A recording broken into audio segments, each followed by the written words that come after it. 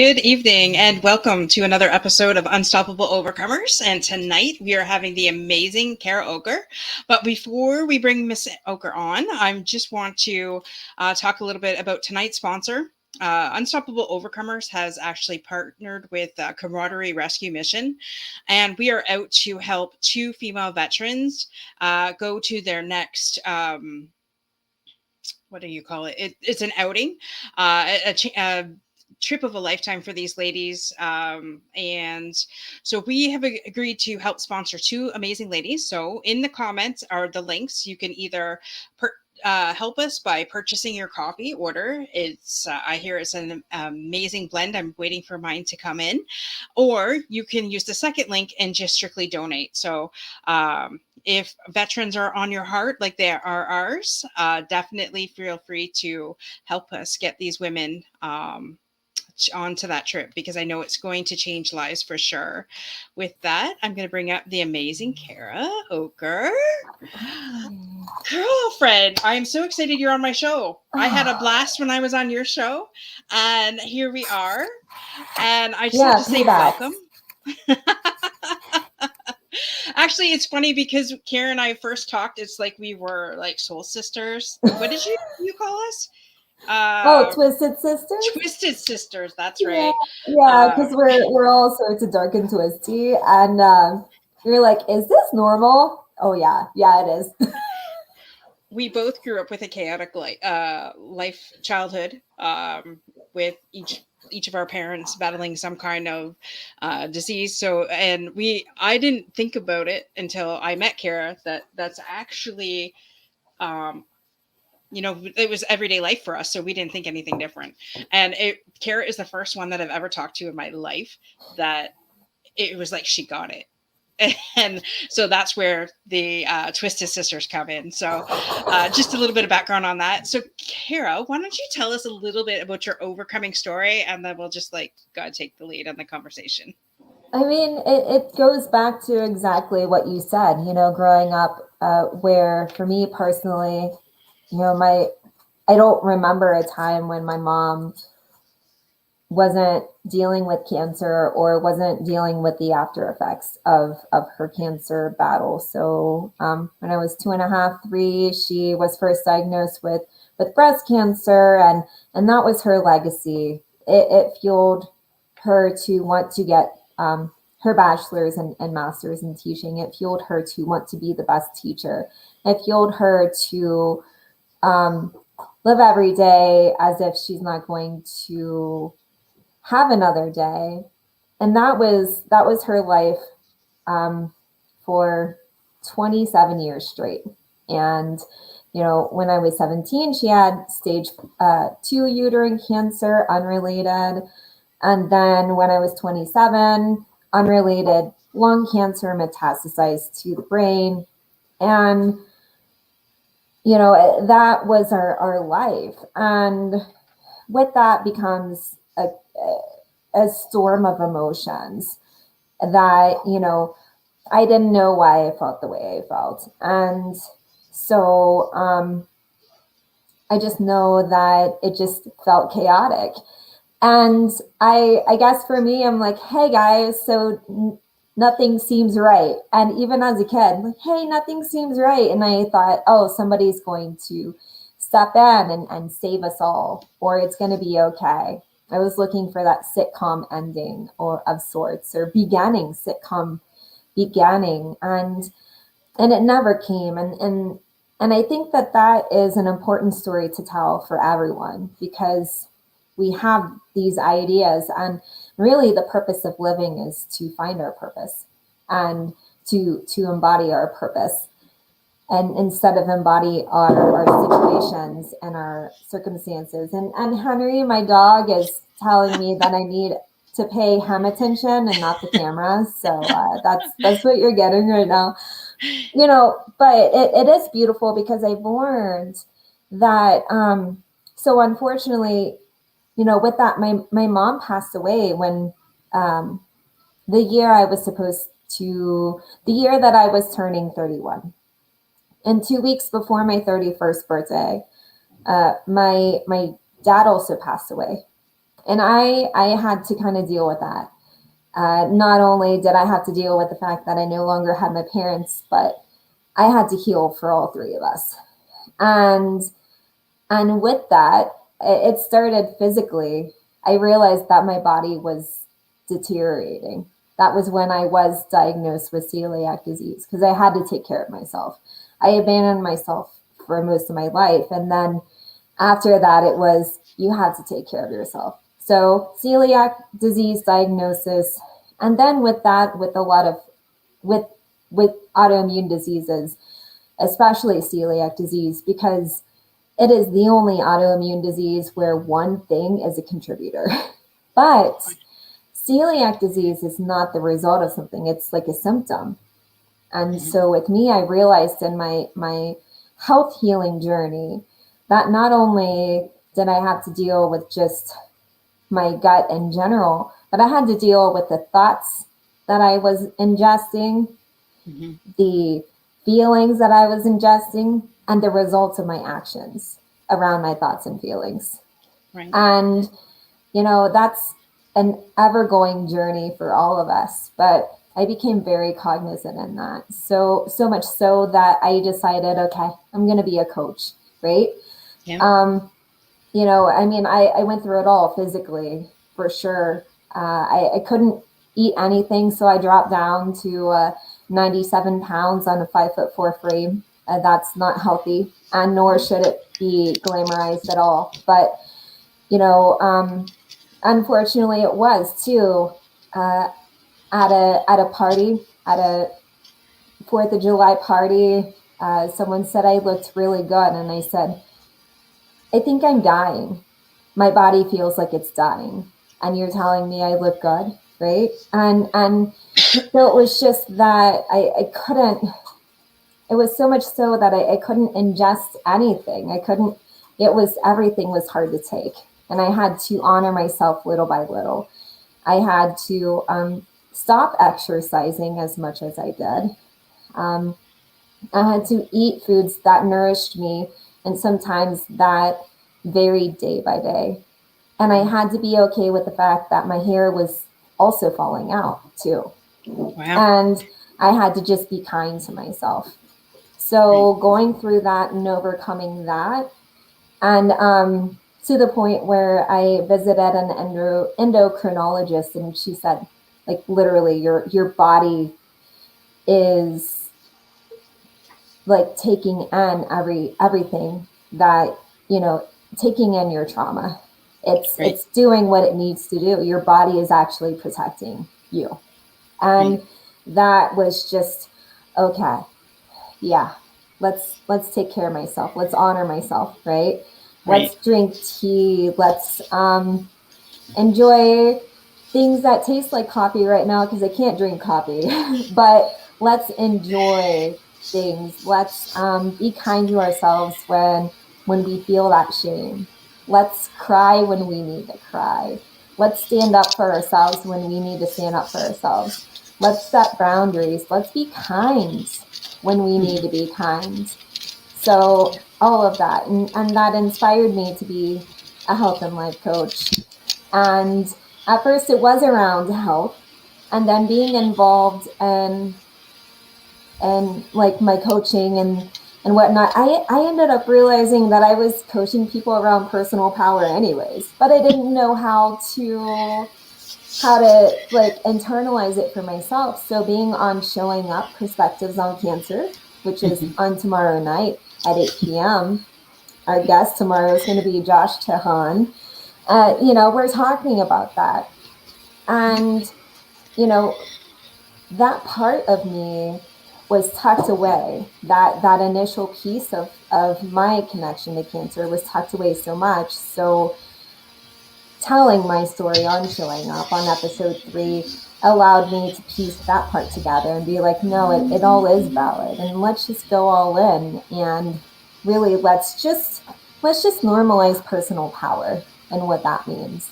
Let's normalize all of it, and let's normalize the root cause of what takes it away, which is the mindsets that we inherit that just are designed to keep us hidden to begin with. So let's talk about that. Let's normalize the messy, and let's normalize the amazing parts of ourselves that no one can take away from ourselves. So that's my overcoming piece. I love all of that. I'm just going to go to the comments for one quick minute here. We have the amazing Tim Sohn, who is your partner on showing up with perspectives of cancer. Sorry if I massacred that name. Tim Sohn. It's okay. Shout out. I should have had that written down. I have it written down, actually. Okay. Twisted Sisters. What's up? Thank you, Daniel, for being here. Daniel. And by the way, if you don't know Daniel Evans, you should. Okay. He is an amazing guy to connect with. He was on my Power Half Hour show on episode 3. Yeah, you definitely got to go watch that. Tim sending you air hugs. The purpose of living is to find our purpose. Absolutely. And Daniel agreed with you on that. Oh, thanks. Again, Kara, thank you for sharing that. And there's just some things I wrote down as you were going and sharing your story. First of all, thank you for sharing that part. I mean, I know, especially the first time sharing it, it's difficult. I know I watched the episode when that was your first time sharing it, and had tears in my eyes the entire time. So if you haven't watched it, you need to go back. You have a YouTube channel, right? I do. It's on your. So go check that out, folks, because you don't want to miss that for sure. But normalizing personal power, and did you ever find that when you were growing up and in the middle of that you were like a people pleaser, like everybody came first before you, like you were so busy taking care of mom, you were so busy taking care of dad and things like that it was just, you didn't have time for you? Or is that not something that? Yeah. So much so that I didn't even think that I was part of the equation. And that's not anything that anyone would want to wish on their, child. And when I say that, again, it's to normalize. It's not to, oftentimes when we tell our story, and I felt it the first time that I told my story, I thought, oh my gosh, people are going to think like I even cared, but I didn't. But in that moment, I did. People are going to think that, oh, woe is Kara. Kara wants to woe all over herself. And it's not that. It is the normalization of sometimes, when you're in that situation, it's hitting the ground running, and that's all you ever know. People who have had a life before that, they don't stop to think like, hey, maybe this is really affecting, this child the way that it is. And, you just go with it. Like, okay, I'm just going to go with it. Yeah. And so learning how to prioritize myself in a way that this is my life. We all live in a world, with each other, but I have to have my back. Just like Dorothy Ann, you have to have your back. And that doesn't mean that it supersedes or that it overpowers anyone else's. It just means that you either are able to coincide and live lives together, or you don't. And you're going to have to be okay with that. And you're still going to have to prioritize yourself. And learning that, is a hard thing. And it brought up a lot of shame too, because I don't want to have to do this. But it is so important to, you can care about people, but understanding what people pleasing means. And then people who are used to your people pleasing, suddenly you're selfish. Like, no. I'm full of self. I'm not selfish. I'm still here. I'm still present, but that doesn't mean that I'm purposely out to put you down or to minimize your life. I'm advocating for my own, Right. And that is so important for all of us to want to do. Mm-hmm. And it can't be talked about enough. I love that you said that. And the reason why I love that you said that was because there are some days I feel extremely selfish because I decided to put up a boundary. And like yourself, pretty much my entire childhood, I helped take care of the house. I helped take care of my, I don't remember a time that I would come home and my mom wasn't tired and laying on the couch after work, or, so I picked up. My dad and I take turns cooking and cleaning the house and things like that until, things switched and he was sick. But it was just, it seems like I can honestly say, looking back and not even realizing it, that I lived my life for everybody else up until my dad. Actually, ironically enough, when my dad was first diagnosed with cancer 3 years ago now, and that's when I got help in that area of my life, and I didn't even realize it. Like, I was running on below E, everything going on, and that's when I realized, holy crap. And now there are some days I feel selfish because for so long I didn't take care of me, and now I'm just like, well, that's selfish. I have this thought, and no, that's selfish, and I never thought of myself as a selfish person, but yeah, I need to take care of me too, because I'm just as important. If I don't take care of me, then if I die, good luck to my husband. Well, and really, when you go from people pleasing to deciding that you're not, yeah. Initially you are selfish and it is messy and you're emotionally vomiting on everyone and you're reckless, because we often think, well, let's just do the reverse. And then that just means that you end up being an a-hole. But that also is kind of part of the process. Power to too. The a-holes. Yeah, but it's also acknowledging it too. Yeah. And knowing when you're not your best. And, like, there's a difference between having a bad moment or having going through a phase, and that actually being part of your character. So the people who know, they understand. They know the real Dorothy Ann. They know the real Kara Oelker. And as Tim Sohn said, yeah, shout out to the a-holes. I was going to go to the comments. I'll just quickly go in here. Tim is so proud of you. I was like, oh my God, I love it. Hey, Doc. Hey. That's welcome. I still have to connect with him. We've been trying, but it's one or the other. We're not connecting. Yes, please join Kara and Tim tomorrow night at 8 p.m. On Perspectives of Cancer with the amazing Josh Tehan. So definitely show them up there. Watch Kara sharing her perspective. Where's the a-hole comment? Oh, shout out to the a-holes. Yes, shout out to the a-holes. But I mean, let's be real, people, because how many of you out there in the audience and who's going to be watching the replay grew up the same way we grew up, and we thought it was completely normal. We, by the time we're ready to get married, we're like crashed because we've taken care of everybody our whole lives, and then now's the time that we just wanted to sit back and relax, even though as you get older you usually gain more responsibility. But hell, right now I wanted to revert back to a child some days because I've had enough responsibility to last me a lifetime. Yeah, but I guess it's all to be honest though, and my apologies for cutting you off, but I want to add real quick though. You go through people pleasing and you go through taking on more and you go through this perfectionist part. And, Emily Harmon, if none of you have connected with her, you need to. She's an amazing coach as well. She has a show on Wednesdays. I think she's on Mondays too, but she talks about saboteurs, and we all have them, right? And that's not us. That's what we've decided we needed to develop. Those are the skills we've needed to develop to survive. And at one point you have to decide that you're going to thrive, you're going to live, and that you deserve it.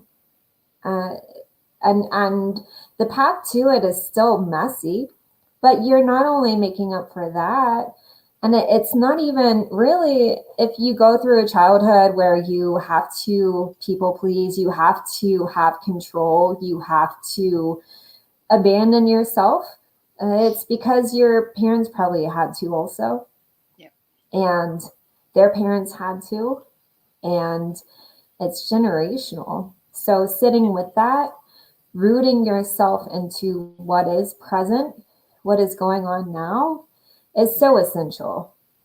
Because 90, like, I feel like so many of us are operating almost 100% of the time on our saboteurs or on our past lives instead of really enjoying the present. There are days where I just totally tune everything out and I just walk around. You know, I live in an urban city neighborhood. I just tune it out and just I just walk and pay attention to the moment and enjoy my walks with Henry and you know, and really ground myself because that's important. That's when I know that I am alive and I have something to work with, and that my saboteurs and my inner child, like, they don't need to be there, you know? So, but it is so hard. But sometimes you do have to do it, not just for you, but for everyone, which is still kind of people pleasing, but not really, because we're all connected. And the best thing you can do is just be the best version of yourself. And that's every single day till there's two things people are burying you in the ground. You know what I mean? Like, it's every single day. Yeah. There's two things that you said there that just made my brain go click, click. And I hope to God I remembered what I was going to say. It was, sorry, it went. I was there that it went. Oh, but I love what you said, that you, so what is the best self-care? It will come back to me. What is the best self-care thing that you do for yourself? I know today here in Canada, we actually had an amazing day where it was 7 degrees. So I went out on a walk. That's when being in nature is what helps me. What helps you get back to your center and back to, you know, making sure that that's your number one go-to for your self-care. 7 degrees Celsius? Yeah. 7, well, Fahrenheit. So that's 30, add 32 to that. Okay, yeah. No, it's been 50 degrees, 60 degrees here. I went on a walk today. You know, just architecture. I'll notice our architecture around downtown. Just kind of notice details. And I don't know. What's funny is I recently bought myself a lightweight coat. For the longest time, I had a huge, like, heavy coat that could probably withstand Canadian weather. And I have long sleeves and a jacket, right? But I don't have an in-between coat. So I recently bought one and you know, talk about survival state. Sometimes you just get zeroed in and you're worried about being catcalled all the time because I'm like, oh, danger. Somebody's going to put me in their trunk and we're going to head off to the woods somewhere, you know, but you know, I'll walk around and people are like, your coat looks really nice. You know, I'm like, thank you. I really like my coat too. And so I know that sounds crazy, but that just makes me happy because that is something that I did for myself. I needed something for myself, so I took care of that. You know, how often do you say, okay, I know I need to buy this, but I'm going, like, for myself, just to function as a, you know, live a comfortable life as a human being, like a lightweight coat. But we end up blowing it on things that make us feel happy, but we don't invest in ourselves.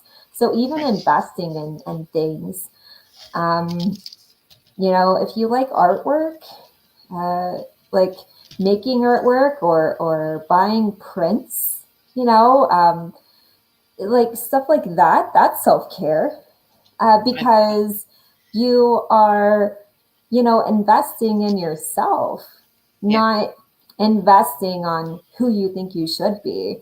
Right. You know, if you don't like yoga, don't do yoga. But if you want to exercise in a way that feels good, not because you think you have to keep up with the Joneses. Like I was talking to someone today about CrossFit. I used to do CrossFit, and nothing against CrossFit, but that's just not my jam. And I recognize that about myself. And, so what does feel good? Well, dance parties make me feel good. That's self-care. Hell yeah. Dance parties in my kitchen. Exactly. Yeah. Yeah. You crank Footloose up and watch the world go. Seriously. Try it one day. I don't know about what that song does, but it just like, I'll start and I'll be like at the next Kevin Bacon. No one wants to be in my house when I do it. But I mean, I don't give a shit. It's what I like to do. Like you said, it makes me feel good. And that's all that matters. You're out there running out to your backyard, jumping on your tractor. Okay, I don't live in the rural area. I remembered what I was going to say earlier. So before it goes, when you said taking a step back. So for instance, after my dad passed away, I decided to take a step back and just to see how my mom would, how it would work out for my mom. And like, she lives an hour away from me, so it's not like it could be right there, but she spent the first 5 weekends after with either my brother, my uncle, or myself. That being said, I just stepped back, and when she needed something, I had her come to me. And same thing with my brother. I wasn't sure what was going to happen, because normally everybody comes to Dorothy to fix shit. And that's been my entire life. I've been Miss Fix It my entire life. And then I decided, again, because I got that from my dad. So when my dad passed, I was just like, okay, when you guys need me, call me. I'll be there. But I was just going to see how it goes. And you know what? It's been the best damn move of my life. Yeah. She got to see exactly how strong she is. My brother was able to step up and help my mom. And he did. He stepped up in a huge way. So he was doing things for her. And he even got to the point where I said, well, if you need me, call me and I'll come help you. He goes, why would you come an hour away when I'm only 20 minutes away? It's no big deal. So in doing that, so the people pleasers that are out there that constantly have to reach out and help, because trust me, I was one of those people up till 5 months ago that I had to, my drug of choice was helping my family and making sure everybody was going to survive the apocalypse, but if you step back and allow them to step up, I'm telling you, not only do you feel better, they feel better. They feel useful. They feel like empowered, and it empowers you because you've allowed them to just be who they need to be. So that is my advice for anybody out there that's going through the same thing. You don't have to be Miss Fix It or Mr. Fix It. Allow people to be who the hell they are. Mm-hmm. And if they want something, they'll call you. and communicating that is really huge too, because sometimes if you don't, then people are like, are you all right? Are you running off to a cave to hide? What's going on? But verbalizing, hey, this is what I'm going to do. You let me know when you need me. That is a big thing. Yeah. Also, a very powerful phrase to start using is, how can I help you? Or what do you need? Yeah. A lot of times people don't know. But even if you ask yourself, if you get into the habit of asking yourself, what do I need help with? Or what do I need? That just kind of triggers something within you to just want to find out. And when people don't know, or when you don't know for yourself, don't force it. Just, let them figure it out, or let yourself figure it out, because then you're perpetuating the cycle of people pleasing. And, which is like, people can't survive without me, which is unintentionally selfish in nature, but you're groomed to feel that way. And, so it's pretty amazing that you did decide for yourself, hey, I'm here if you need me, but I'm here if you need me. Yeah.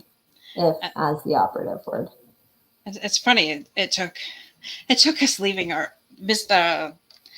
took my dad leaving in order for me to get that way. Who knows what would have happened if I would have stepped back and allowed him to be who he needed to be too, but I can't change anything. So I'm just going to drop it, and just, allow to what happened to happen.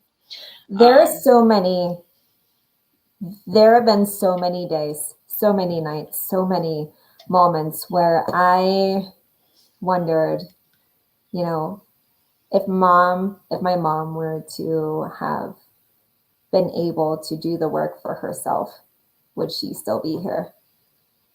And I had so many moments where I felt guilty. Like, I'm doing this now. Like, it had to take, and with the guilt came anger too.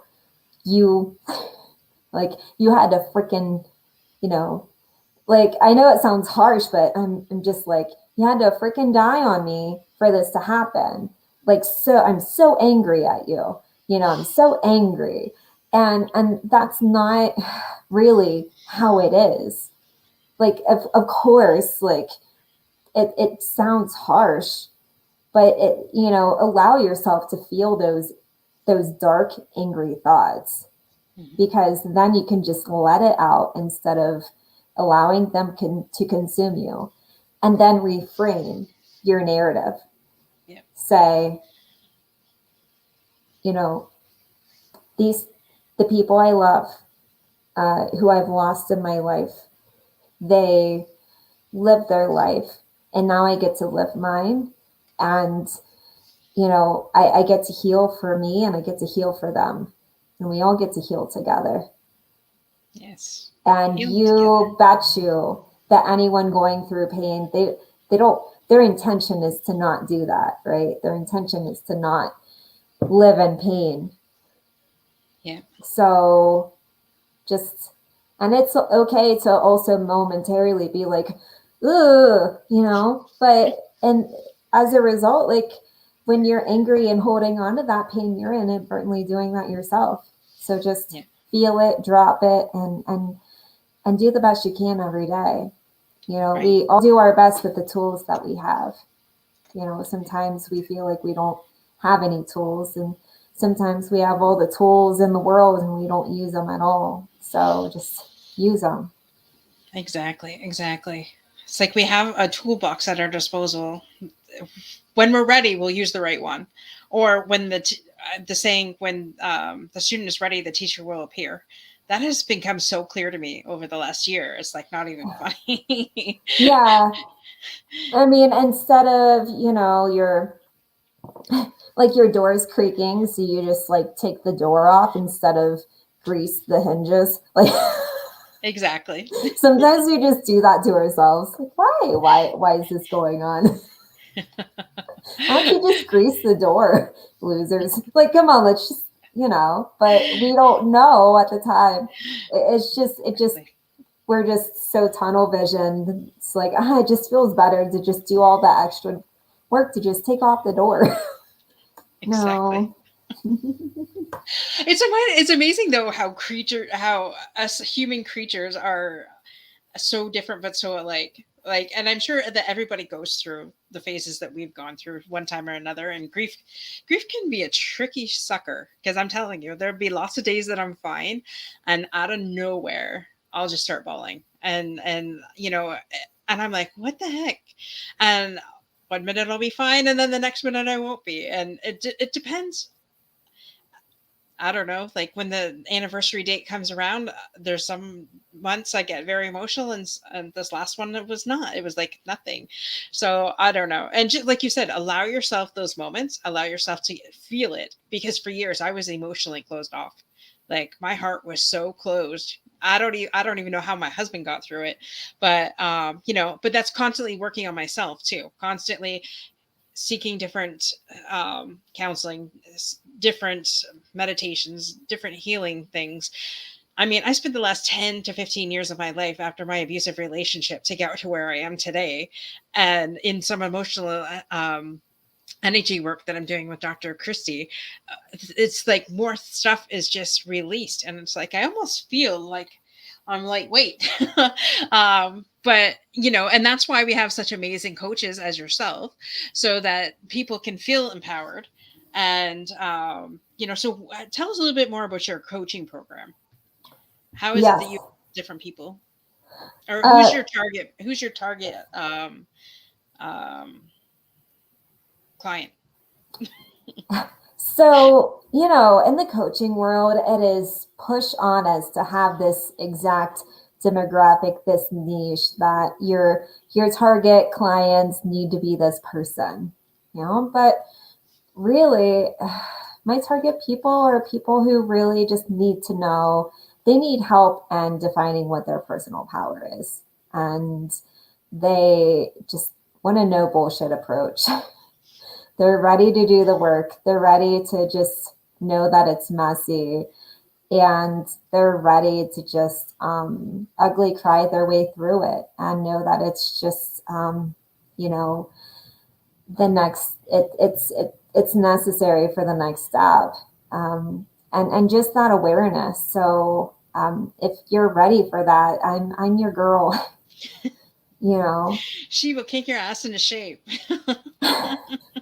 Look out for Kira. Check her out. Oh, but I mean, kind of, because, it's like that gentle ass kicking. It's like, hey, you got this. No, it's fine. It's okay. And releasing the shame, because we're already our worst critics. And then just kind of holding ourselves to, I know it's tough, but this is what you want. This is what you decided that you want for yourself. And so let's do this together. I tell my clients, look, you are in charge of driving your bus. You just tell me where we're going to go, and I'm going to help with the directions. I got the Google on. The Google's going to help us. We're going to Google our way through this, right? It, like, metaphorically, of course, but it's you're in the driver's seat of your own bus. Right. And and that's it. And at first that's so intimidating, but then people are like, oh, really? I get to drive the bus? Yes, you get to drive the bus. Quit being a passenger in your own life. Oh, I love that. Yeah. Definitely. I love that. Mm-hmm. Oh, hey, Chris Hennessy. Sorry, just I'm just looking at everything. Sorry, I'm just not gonna produce anymore. Just That's okay. I was going to produce. go to the comments here. Ash says, as we get older, we accumulate anniversary reactions. Mm-hmm. Absolutely. Hello, Chris. Chris's show is right on after ours, so hop on over there. Oh, Anything nice. out of the Etch-a-Sketch tonight? Hey, Chris. Yes. Oh, Lagia. Lagia. Yes. I am the master of the Google. Quit being the passenger in your own life. I love that. Oh, wow. Yeah. I come up with some pretty good ones once in a while. There you go. And what's also not normalized, and it should, is tooting your own horn. Doesn't mean that you so this is something big, and I wonder if anyone else resonates with this. So every once in a while, when things get a little big and I'm stepping into, growing into my new shoes, I guess, right? Or taking that bigger step, I just am terrified of, I become pretty good at tooting my own horn and like, oh, hey, we all have things to contribute or whatever, or yeah, you're pretty today, thank you. Because, and that is not conceit, people. No, that's not being conceited. Like, yeah, my eyebrows are nice, thank you. Just taking time to really just look at ourselves for who we are versus who we have been told we are, right? But for a while I thought, oh, I can't do that because I'm going to turn into a narcissist, or where there's something inherently wrong with me. No, I'm a danger. All that gets and then I have to just be gentle. And sometimes that just means that for like a day or so, I'm just kind of in an emotional fetal position. And then I just work my way out of it. But tooting your own horn in a way that, doesn't dim anyone else's shadow, it just highlights you. Just you alone, that's a good thing. Yeah. You know what? I got up today, and people with depression, for sure, seasonal depression, this is huge. I got up today and I took a shower. Like sometimes that's a huge thing. Yeah. Huge, right? Yeah. I got up today, maybe your example of, yes, self-love is healthy self-esteem. Exactly. Sometimes people's, I got up today and I drank water instead of a bottle of wine. Or two. Yeah. I got up today and I ate a balanced meal of protein, fats, and carbs. Or I ate today, right? Yeah. I got up today and told myself I'm pretty or smart or capable, Yeah. Big wins. And that's awesome because, I mean, for years, it got me after, like I said, I went through some emotional healing and stuff like that years ago.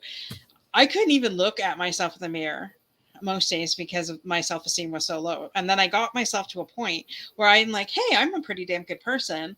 And then someone came along that heard that and said, well, you shouldn't think more of yourself than you ought to, which puts you right back down to the bottom of the basement again.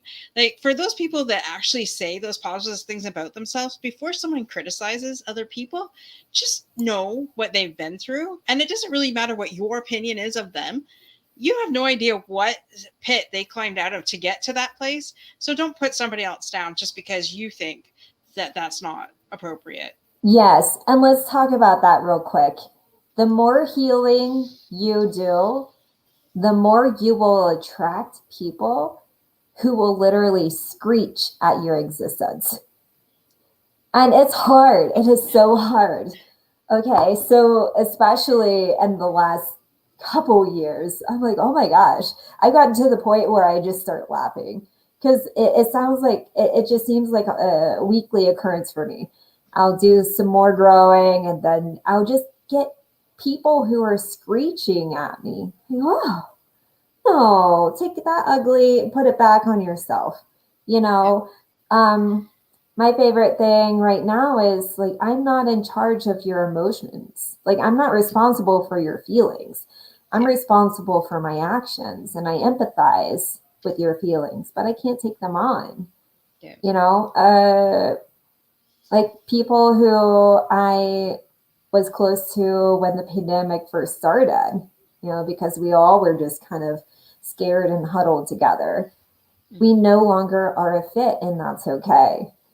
And some of those people are the ones who I've felt the screeching or heard the screeching, right? And anytime that you grow, you're going to get that. And it's so important to not take that personally, because again, the people who are there with you, who are there for you, understand. Yeah. Self-esteem is yours and no one else's. Exactly. And your lack thereof is no one's business but your own. You're responsible for that. Yeah. Just quickly before we go on to the next segment of the show, you also have a podcast yourself, Deepened Roots. Can you tell us a little bit about that? Yes. So it is all about personal power, and it's about all sorts of topics. And with that is just all those little subcategories of what kind of takes away or gives personal power. And I do talk a lot about social justice issues, because what is representative in society is representative in the home as well. Mm-hmm. And, I talk a lot about LGBTQIA plus community as well, because I'm a part of that community. I'm a proud bisexual, and that doesn't mean anything other than like, that's just me. And it doesn't mean I'm just going to hit on everyone. It just means that it's me.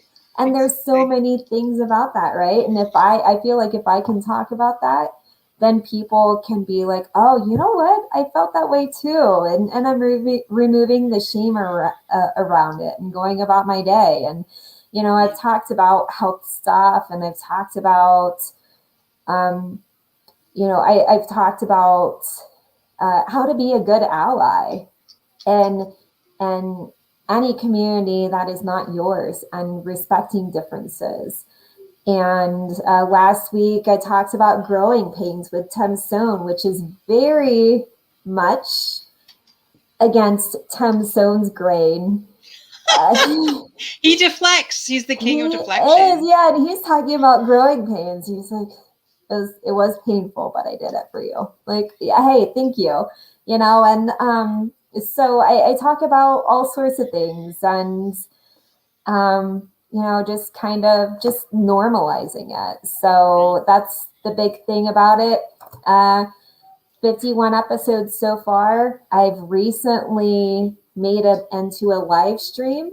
So I have it on LinkedIn, YouTube, Twitch, Twitter, and so now you can see it.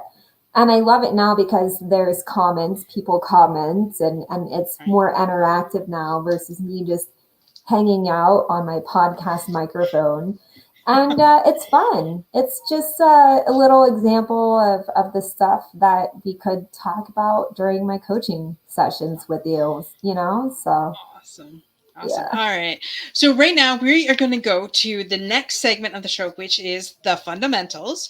So in order to do that, we're going to bring on the amazing Kimberly and Kalita. There she is. Woo!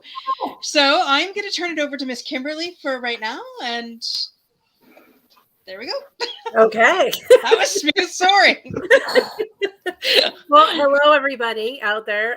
We're super excited where we are, because it's always a surprise, right? Where we are tonight is in Oak Brook, Illinois, and I am with the beautiful Kalita Barnes, who is a life insurance broker.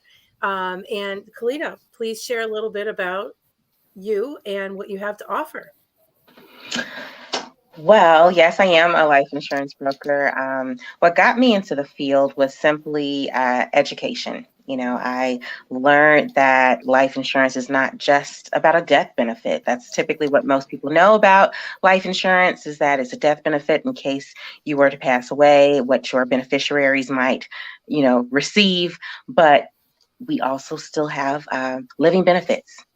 It's not just a death benefit anymore. And so for me, I'm a single mom, and that was life-changing for me. So to learn that in case, God forbid, anything happened, got sick, you know, whether it was a critical illness, a terminal illness, a critical injury, you can get up to 90% of the face value of your policy while you are alive, which is huge. So oftentimes if something was to happen, you know, finances get affected, living situations get affected. Sometimes you're not able to, you're worrying about, can I afford to pay for medications or rent, mortgage, or whichever else, and you're battling an illness at the same time. And so for me, I am a single mom, and so it gave peace of mind. Peace of mind is having insurance with living benefits. And so that's what really brought me into the industry as well, was to just educate families in regards to the power of insurance and being prepared. Yeah. And Kalita is she's just such a beautiful soul inside of her passion and Kira. And we Dorothy and I always laugh because it's very intentional for the audience that we don't talk about the two guests because we're very clear that Holy Spirit is at work in this show. And we give it every opportunity to go to work.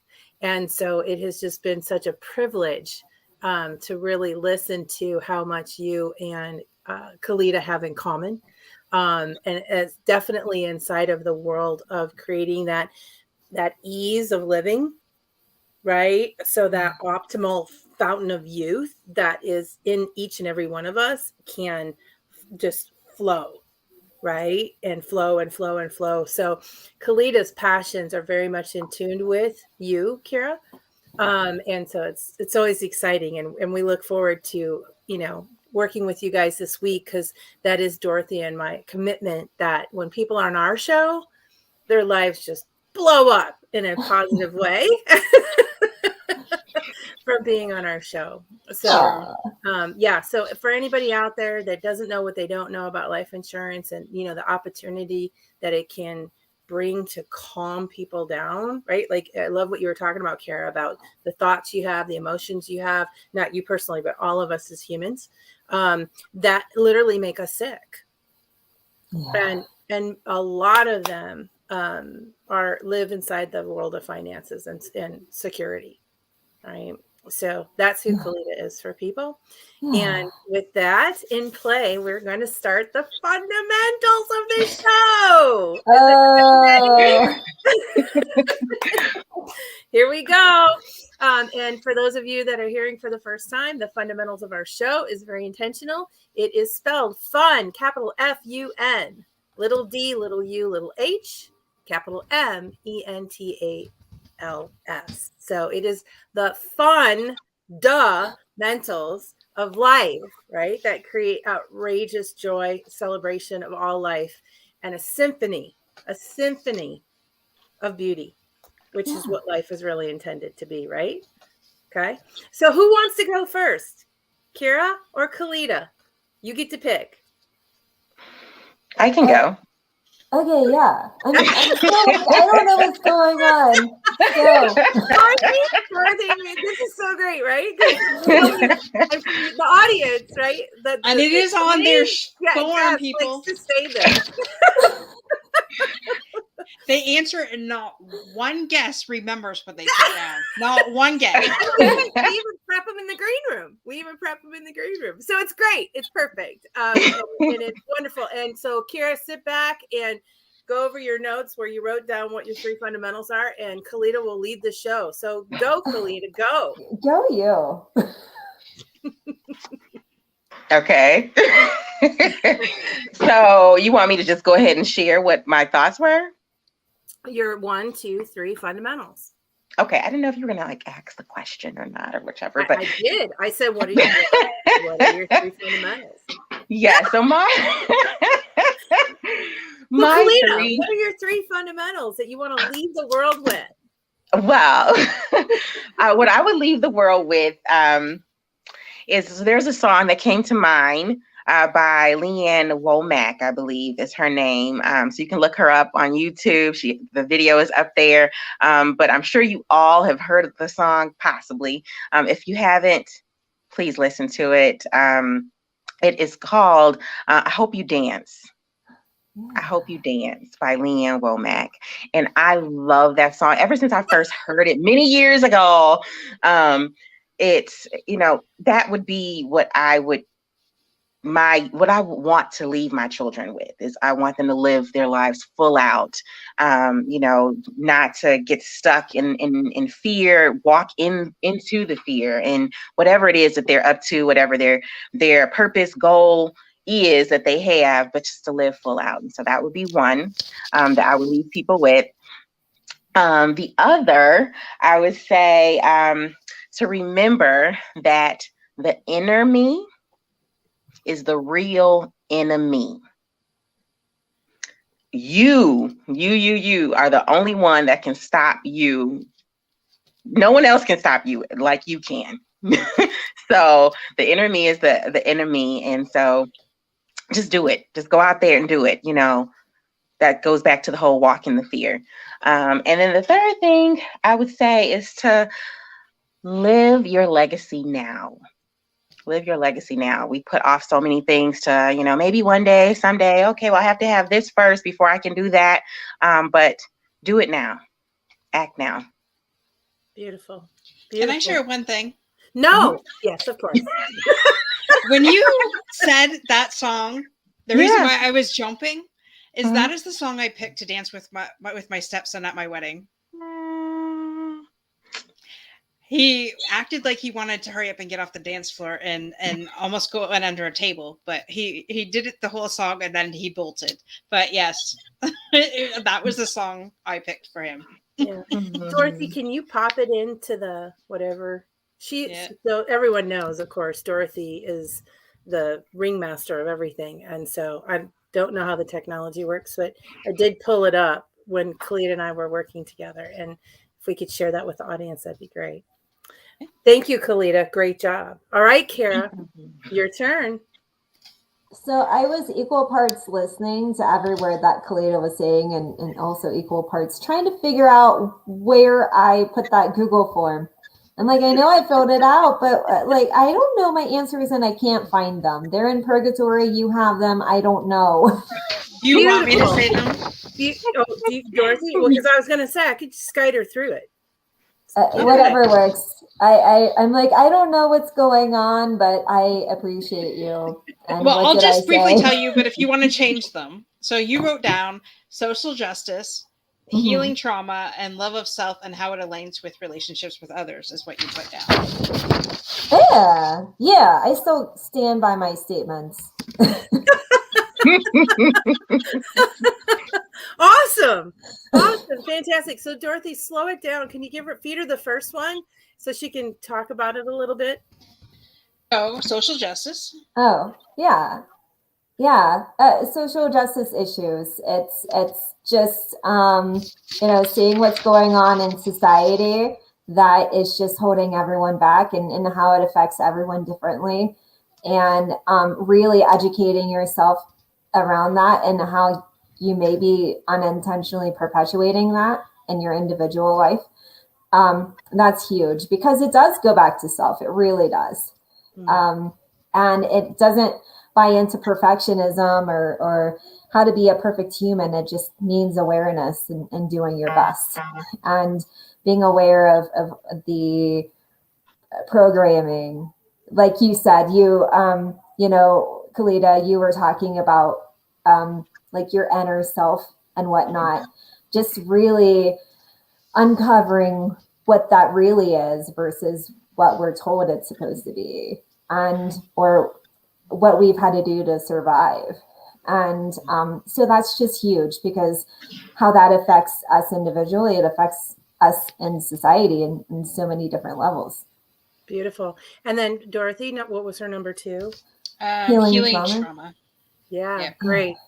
Give us a little bit about that. What do you want everybody to hear about that? Oh, yeah. We all have it in one way or another. And some of us have a heck of a lot of it too. And it doesn't mean that any of us win a trophy for the most trauma or how we handle it the best. That's pretty crazy.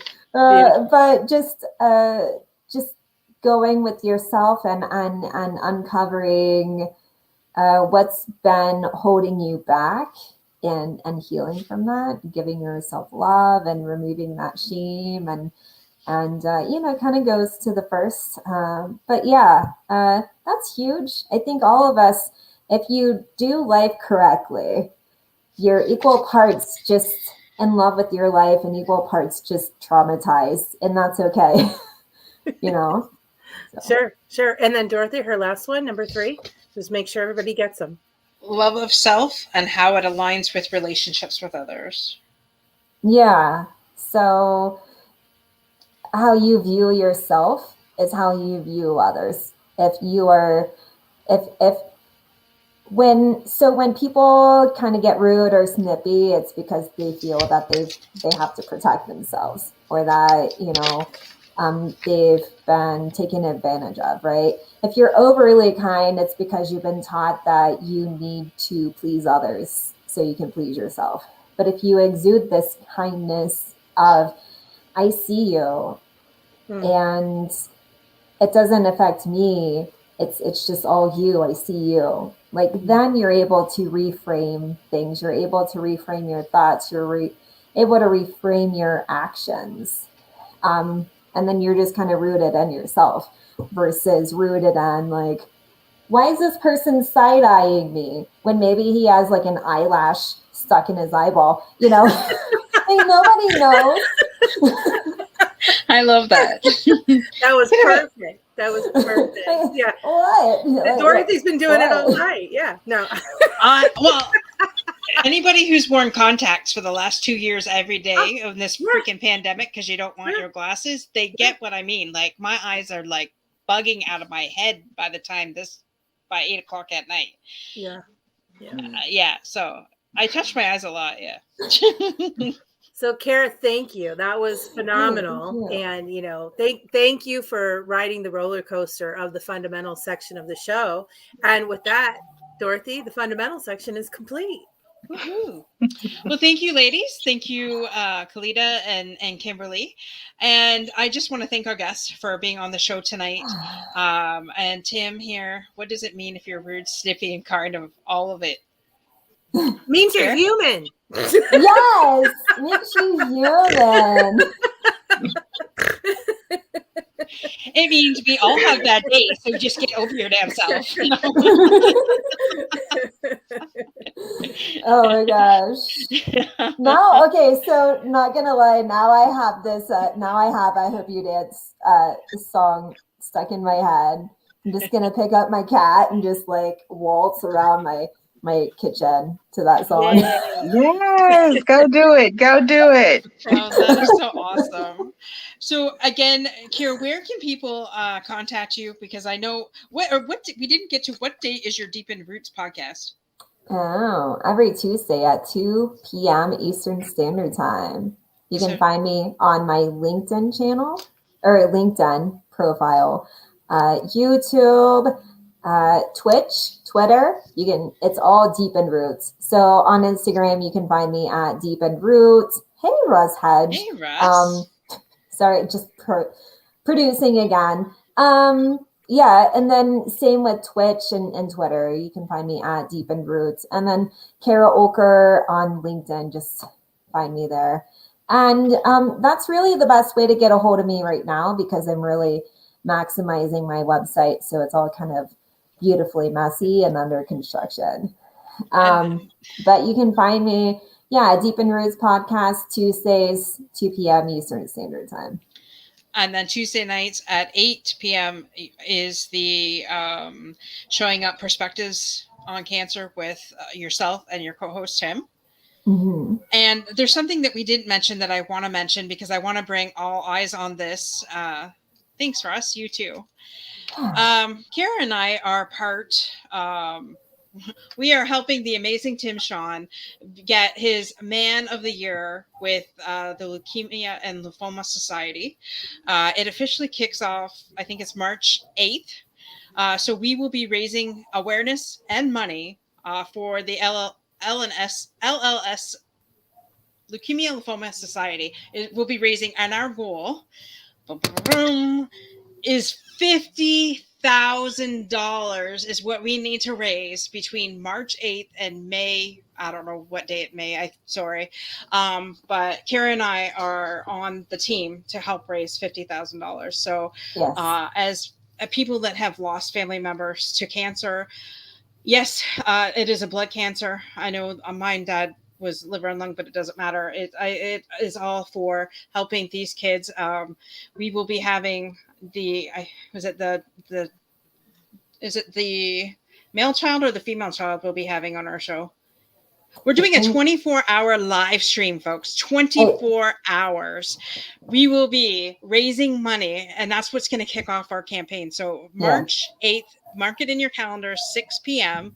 We will be starting the 24-hour live stream. It will be on 10 different streaming networks. Mine is included in that. So let's help get some money for these kids so that they can have a normal life. And it's just some of the stories that I've seen as we're gearing up this campaign have really wrenched my heart. And it's almost like I have a frog in my throat most days when we look at this. So keep that. I always try I always get into things bigger than myself. And this is one of them. So keep your eyes peeled for more information, but we will be starting that March 8th right? March Yeah. 8th, we're kicking that off. So it will be on Kira's stream, my stream, Tim's stream, and a bunch of other amazing people that we are going to raise $50,000. Yeah, we I know it's will. done. I know it's done already. And then some people are like, $50,000. I'm like, but it's done. It's just like done like Yeah. this. The actual event starts, the actual just whole thing, Man and Woman of the Year. It starts March 7th, but we're doing the event, the virtual event. Yes, open your hearts and wallets, March 8th and 9th. And so it will be across multiple streams for us. So we will be dropping a promo tomorrow because it is 2 weeks from tomorrow. So we'll be dropping a promo. You'll see it, Dorothy Ann. So you can promote the promo all you want. And we will be having the Boy of the Year on our show. At least 12 live streamers. It's going to be crazy. Tim's like, you signed up for the 12 to 2 a.m. slot. I'm like, oh yeah, it's going to be DJ Henry and Rita, like in my kitchen. They're just going to be doing weird stuff, just my animals and I. It'll be fun. Yeah, there's going to be live entertainment. There's going to be other people sharing their stories. They're like the Boy of the Year, you said, is going to be on the show. And at the last 2 hours, it's going to be a party because the amazing Tim this year will be 15 years cancer-free of is it leukemia? Well, so he has been battling cancer for 15 years. Right. And in December, he found out that he currently has no cancer cells. And that, so freaking exciting. Yes. And so that's a huge thing because we just, let's celebrate that. And hopefully we can celebrate him being the mom of the girl of the year. Yeah. The mom of the girl of the year. That's what's up. But hopefully, 15 years from now, we will be celebrating. Hey, Tim Sohn's been cancer-free for 15 years. And the great thing about LLS is when you donate, whether it's $1, $5, $100, whatever you want to do, right? You are giving to a fundraiser, to a society that not only focuses on research, but focuses on resources. So LLS, because cancer is expensive. And so they have resources for people to, if you need to be driven to your appointments, or if you need assistance in paying for things, LLS will help you. You have leukemia, they will help you.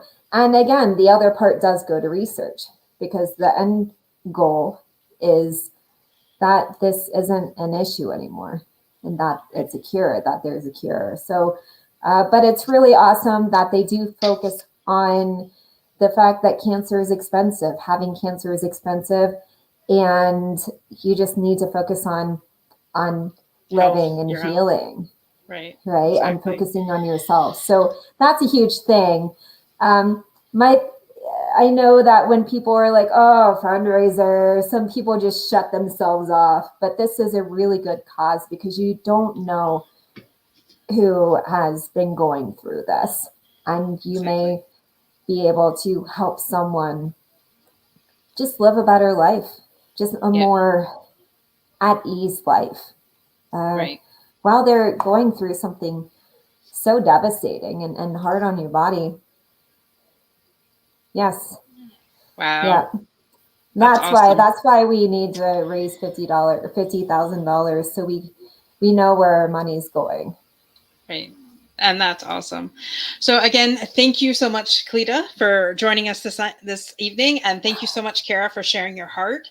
I think Kimberly had to leave, but that's okay. And Kimberly. Excuse me. I just want to thank you so much for sharing your heart, Kara, and sharing your story. I know sometimes it's not always easy to share those things, but I really thank you for sharing. And I thank you to our amazing guests that have been in the comments. And I just wait until next Monday because It's always fun around here, and you want to join in that fun. I had put on my 411 list last year that I wanted a stylist on the show.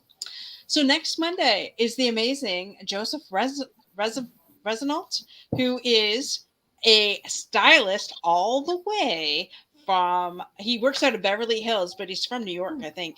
But phenomenal guy, just like Kara was phenomenal, and Kalita is phenomenal. I don't have nothing but phenomenal people on my show.